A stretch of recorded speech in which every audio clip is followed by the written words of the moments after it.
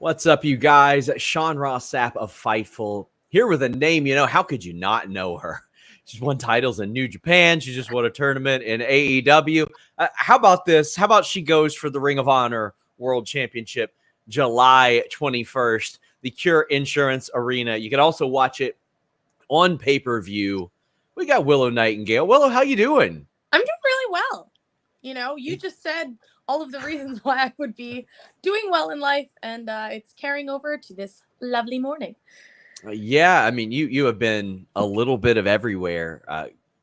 Any week you might see you on Collision, Rampage, Strong, on any number of places. How are you feeling heading into a big pay-per-view match that you and Athena have publicly said, maybe we should main event this show? I mean, that is something that is not 100% determined. We would really love if that were the case. This will be our third time facing each other off, so it's a rubber match. It's also the titles on the line. I think at this point, I'm probably the person who's challenged for the Ring of Honor Women's Championship more than anyone.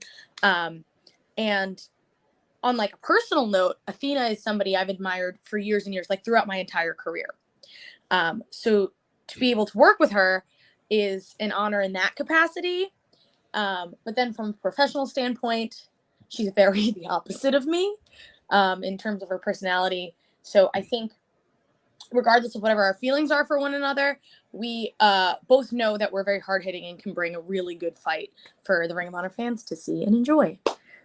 I'm excited to talk more about Athena, but you mentioned how many times or that you challenged for that title many times. One of those times was a little over a year ago, actually, in Impact against Deonna Purrazzo. And that match was very cool to me because I remember during the pandemic, I was trying to get some positive stories out there in a really bad period.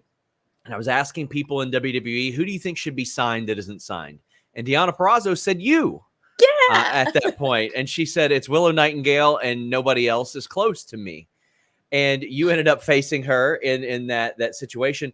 I mean, I don't know if that ever hit your radar or anything, but I mean, you had some people that had this type of situation in WWE and AEW and Impact really pulling for you all the way. How did that feel to have so much support from people within the industry?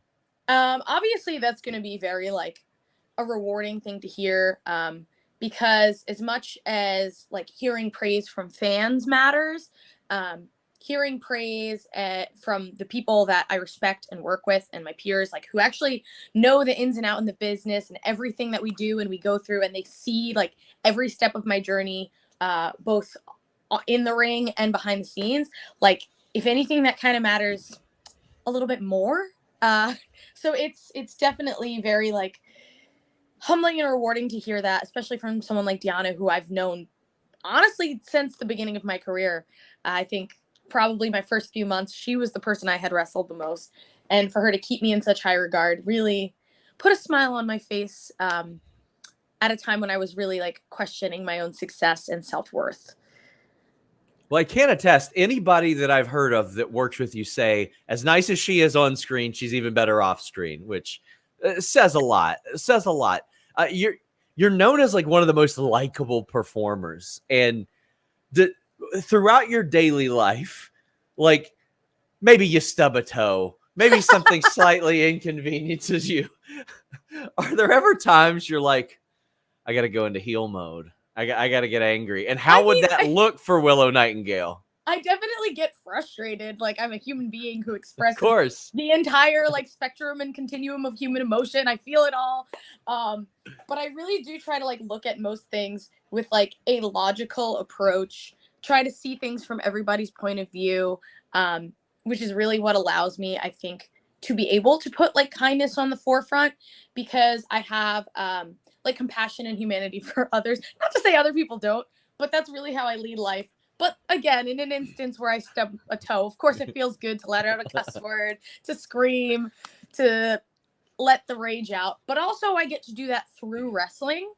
So that is also a very good outlet to be able to let the aggression out in the ring.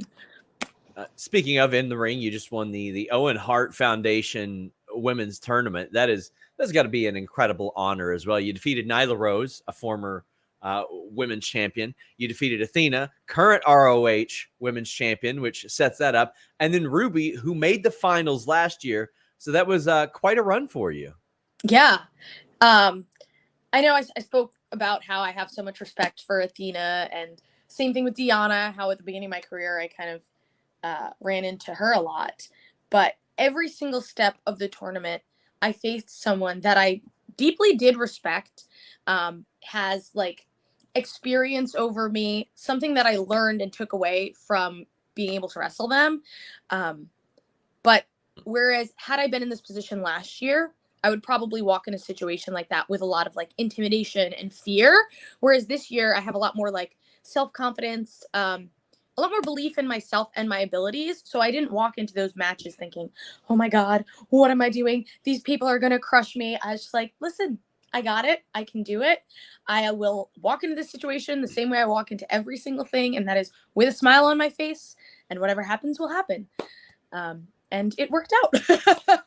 How does it feel to no longer be the prospect? You are on the plane with these people, on the even plane with these people. When we're talking about Mercedes and Ruby and Athena, like, it's not like, oh, Willow's that upstart. It's like, oh no, Willow's a former champion. Willow's a tournament winner. Like, you're there. You're there. I mean, I'll be honest, it's still a bit bizarre, because at this point I've been wrestling for coming up on 9 years. And I've always been looked at that way. I've always been looked at as like an underdog or somebody who's a rookie or kind of still getting my feet under me. So for people to kind of be shifting that perspective and really seeing me as someone who's there, who's brought it, who's already achieved these accolades, like, it's still surreal. I'm still sitting in it and trying to like grasp just the weight of it all. But doing so gratefully. Is there a chance that we see you take the Owen Hart Foundation hat from Tony Khan and start to integrate that into your persona? Because I understand Martha Hart gave him that hat, but you won the tournament. I would love it. So we were there for Calgary Stampede. There were cowboy hats all over. There was like people just like having a great time. Dr. Martha Hart was having a great time. She was like in her sequence, and I loved the vibes all around. And if you couldn't tell from this conversation and everything I've done up to this point, I'm all about the good vibes. So I personally would tip my hat to that and enjoy it. It's great to see that side of the family really getting to enjoy and love wrestling again. I think there was this perception for a long time that they didn't like it. And now we see Martha with this huge smile on her face, and she loves participating in AEW stuff. Oh, she's absolutely a sweetheart. So after the show, I had gone and hung out for a little bit and come back to the hotel, and she was hanging out in the lobby, and we were like, oh, we got to go over and say hi to Martha. And we were not stuck, but we found ourselves sitting there talking to her for like an hour, just having a good time. And then we were like, we got to go to sleep. We all have early flights. But what a sweetheart. And someone who cares about like every single person who has shown any appreciation to her and her family, she'll double it back to you. So even though that was my first time actually meeting her, it felt very like warm and comforting still. I love to see that. I really do. ROH Death Before Dishonor. Some of the matches that are announced for the show as we film this. Yourself, Athena, of course. Katsuyori Shibata against Daniel Garcia for the Pure Championship. Samoa Joe versus Dalton Castle for the ROH TV Championship. Lucha Brothers Kingdom Best Friends Aussie Open for the tag titles. And Claudio versus Pac. What are you looking forward to the most besides the match that you're in? Because those are all slappers. That is a great question, because you're correct. They're all going to be really good. Every single pay-per-view that I've been on since I've been with the company it's been a back and forth of me being like, all right, I need to mentally prep for this match. I need to stretch. I need to get ready. But also like, what's going on the monitor? I need to see what's going on, because these matches are so good. Personally for me, I think I'm really looking forward to Joe and Dalton Castle, Joe, somebody being a huge idol and role model to me, and Dalton, someone who I'm like endlessly entertained by and someone I consider a friend. So that's a huge deal for him as well. So from like a personal like stakes and interest in the humans themselves, as well as what the match can be, I think I'm looking forward to that the most. Yeah, it's going to be a good show. I mean, just these matches that are announced. You mentioned sometimes you take a peek at the monitor when you're preparing. Has there been a match or a situation that caught your attention so much it came at the sacrifice of you preparing for your own match, like where you just catch yourself and you can't take your eyes off of it? I don't think there's that, because as much as I bring like enthusiasm and joy when I go out to the ring, that has to like be mirrored somewhere else. So before I wrestle, there's like a bunch of anxiety and a bunch of nerves, and I think they do kind of balance each other out. So usually there's nothing that's like, as amazing as wrestling can be, there's like nothing that will like take me out of that zone of being like, no, get back to thinking about what you have to do. But there's been some like really good ones where I'm like, I don't know, should I just watch this instead of prepare? We've seen you on Collision a lot more lately. I'm interested, how was that sort of brought up to you that you'd be working Collision a lot more, and how have you found it so far? Because it's definitely got a different type of feel than Dynamite, and I enjoy both of those shows. Yeah. So initially I wasn't entirely sure of whether I would be more of like a Wednesday person or a Saturday person. Because while like some people did kind of get a feel for what would be more of their home moving forward with their schedule, I never really received anything like that. I kind of felt like I would be going back and forth between both. And I still do think that will be the case from time to time. But as you've mentioned, I have already been on, I think, the majority of the collisions we've had so far. So I am seeing that kind of being more of a home moving forward. I mean, initially it's kind of like, all right, I've wrestled Saturdays my entire life doing like indie shows. I'm used to this, but like wrapping my head about like rescheduling kind of how my life is, I was like, all right, we can get this. And then once I actually did the first show, I just had so much fun. The locker room was so relaxed, chilled.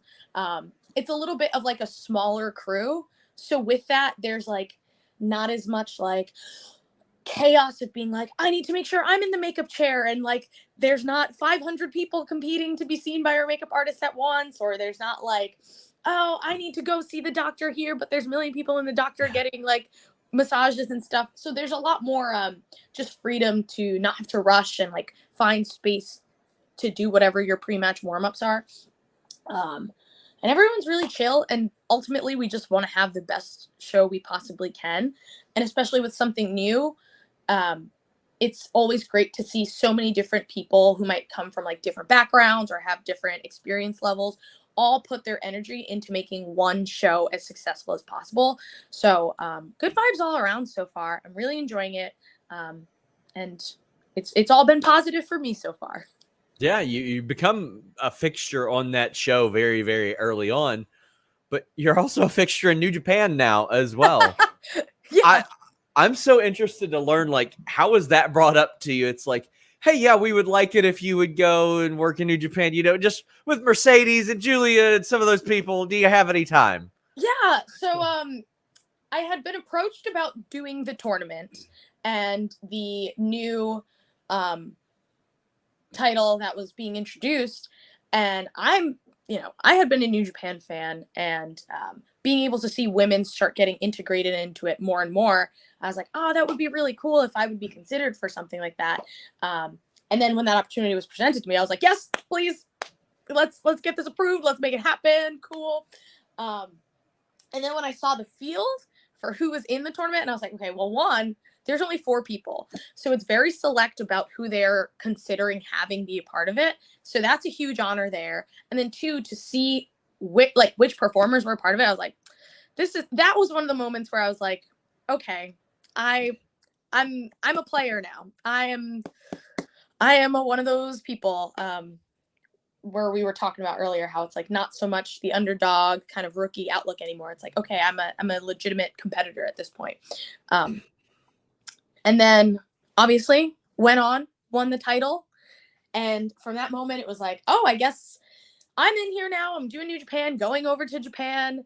I'd love to continue working for them as much as possible. It does seem like the door is open for me to return even after my loss to Giulia. So I'm, fingers crossed for a fun and exciting future with New Japan and New Japan Strong. Yeah. So obviously, after the Mercedes match, I got to do my digging because it's very clear that unfortunate things happened during that match and things that you can't predict. And when I talk to New Japan, they're like, "Well, it sucks that she's hurt, but this ain't bad to have a woman that represents the brand like Willow and is on weekly television everywhere else as well." I mean, that had to have been like a wild situation to be a part of. And word is that Mercedes was like, got to switch it up. I mean, in your mind, what goes through your head when it's like, is there any like, are we going to get in trouble for this? Is like anything going to happen? How does that work out in your brain at that moment? Because I can't imagine being in that situation.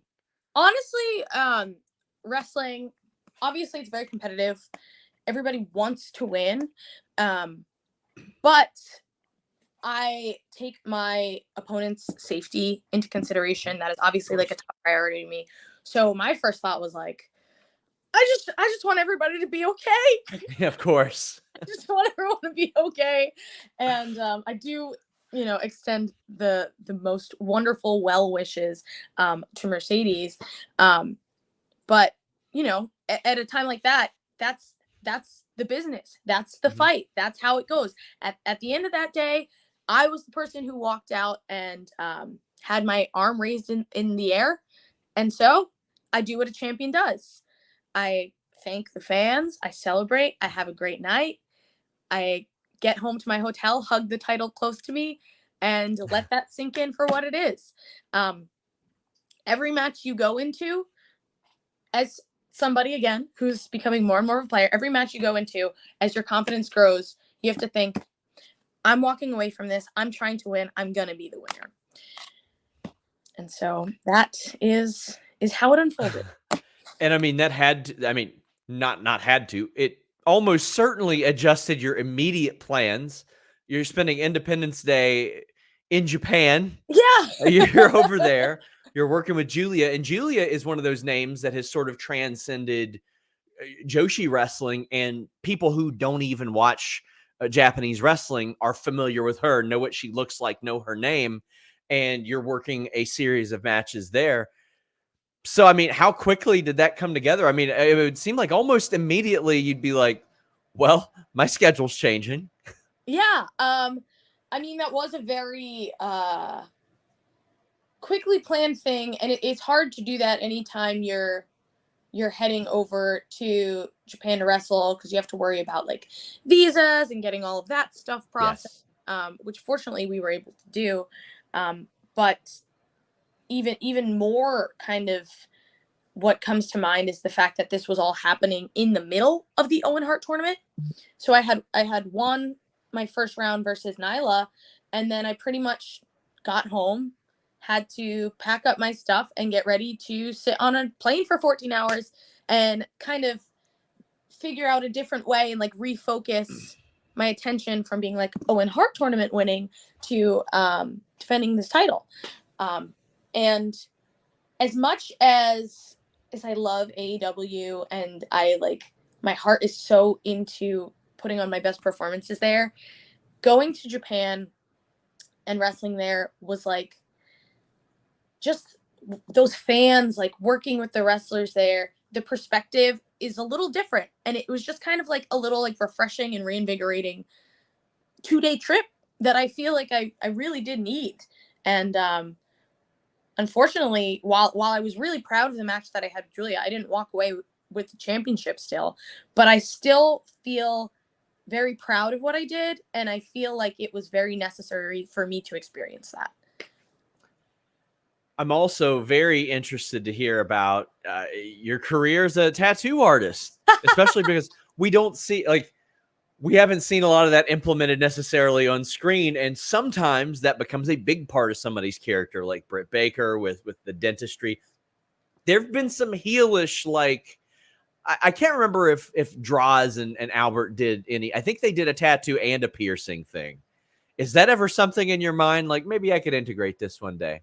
So I actually was a piercer, not a tattoo artist. I have done a few tattoos, like on a coworker and friends, but I was like a piercer for years and years and years.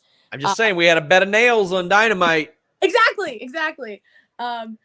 But I never really thought about integrating it into wrestling. I've seen in death matches, like when they do the syringes through the cheeks. I'm like, gosh, I would know how to do that properly and as effectively as possible.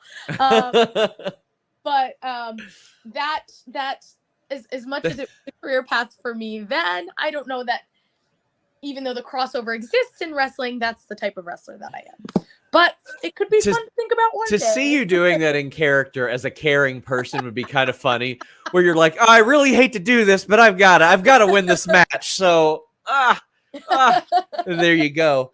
Of course, you're facing Athena. You weren't always on the opposite side of the ring of Athena. You teamed with her a couple of times as true. Well. Like, exactly a year ago, we had tagged together. Yeah. So how has that been to transition? And did teaming with her lend any sort of familiarity in the ring to what you're doing now? Because they can be categorically different, but we hear the inverse. Like James Storm and Chris Harris of America's Most Wanted got put together because they were such great opponents. They're like, hey, let's see if they can tag. Did anything as a part of the tag help benefit you from being across the ring from her? I mean, I think it's very similar to Owen Hart finals, right? I faced Ruby. And these are both people that I have tagged with, have had friendly experiences with in the past. And really, it's just a shift in perspective and like how they go about winning matches that has really changed. Athena now versus when I had tagged with her, both times, you know, just as talented, hardworking, hard-hitting as ever. But there's definitely this sense of like maliciousness and just kind of like this meanness. Honestly, like there's no way to decorate it. Just like a lot meaner than I had originally known her to be. And so sometimes when you don't see eye to eye, or like the person that you thought you knew has changed, it can kind of be hard to overcome that. But at this point, I've wrestled her 2 times since kind of seeing the shift in her attitude and personality. And I think the fact that I can accept she's different and she's changed helps me walk into it not expecting to see any sort of like mercy or remnants of friendship, right? So plan is to not let that get to my head and just focus on the work and focus on the wrestling. Getting those shoulders. Heck yeah. Before we wrap up, there's a segment I like to do here and there to get some nice stories out there in the world. It's the opposite of those YouTube clips that you see that's like, Simon Gott shoots hard on Enzo Amore. This is shooting softly, where I ask you to say nice things about people that we bring up. We'll start with one that you've been in the ring with, Emi Sakura. Okay. The first time Emmy ever came up and spoke to me after one of my dark matches, I was marking out personally. And she was like, oh, I run this company, Choco Pro. I was like, I know about Choco Pro. And she just had the most lovely things to say about me. And she's someone who, again, has so much experience. She doesn't ever like look down on people learning. She is helpful backstage, and she does all she can to make that connection between the AEW product and the Japanese fan base as possible. And honestly, what a sweetheart. Yeah. Speaking of people that are very, very sweet and never cause any conflict, Maki Ito, who you teamed with recently. Oh, she's great. When I went over for Tokyo Joshi Pro, I actually had gone to Disney Sea with her, and she walked around the theme park in these 4-inch platform boots the entire time. I could not believe it. The amount of strength, balance, and stability that takes. Hats off to her. a ball of delight and like entertainment factory. She is. Love her. A person who isn't in AEW, but I've seen you work a couple of times, Lufisto. Another one who is just like an idol and role model to me. I love and is like never short on sharing experience with the up and coming girls. I remember the first time I met her, I was like so intimidated and did not want to go over and approach her and say hello. But then I saw her like, yakking it up with other girls backstage and having a great time. And it made me feel a lot more comfortable. So much love to the legend Lufisto. She is an absolute legend. Another name who is sort of an up-and-comer, but you all have faced each other at different points of your career, Hyan, who ROH a couple years ago in Shimmer, and then I know you all wrestled like years and years ago as well. This is true. She is somebody who I think is an incredible worker. I think she has traveled the world and really taken in each of those experiences and gotten better from them. And I think it's kind of just a matter of time before her time comes. And as we wrap up, I'm interested to learn about the creative process in ROH. We see women's wrestling featured there a lot more heavily than on other shows. Is it a different process for you, or is it much of the same, just a different program in general?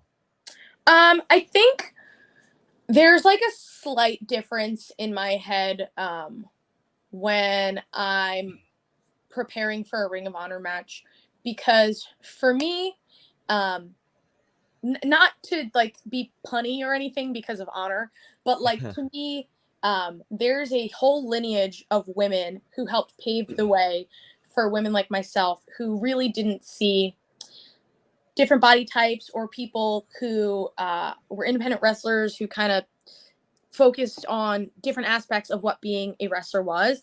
They really paved the way for us to be able to do our thing. And I really tried to honor them through my wrestling as much as I care just about myself. Whereas Dynamite, Collision, Rampage, that's very much like, I'm Willow Nightingale and I'm representing Willow Nightingale. I feel like when I do a Ring of Honor match, I'm like, yes, I'm representing myself, but also through that, I need to honor like the sacrifices and struggles of the women who came before me.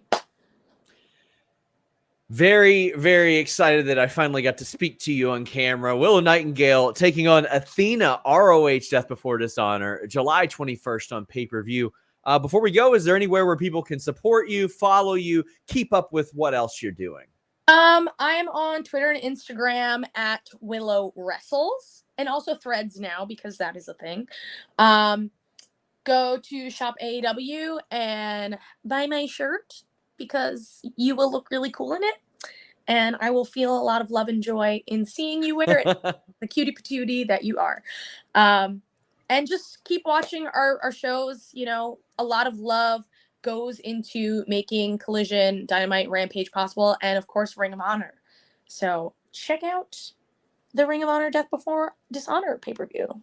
Looking like a great card. We will have a post show, of course. Check out the recent Grapsody interview with Athena as well. Willow did one with Grapsody several months ago as well. A great talk. Guys, thank you all so much. Until next time, we're out.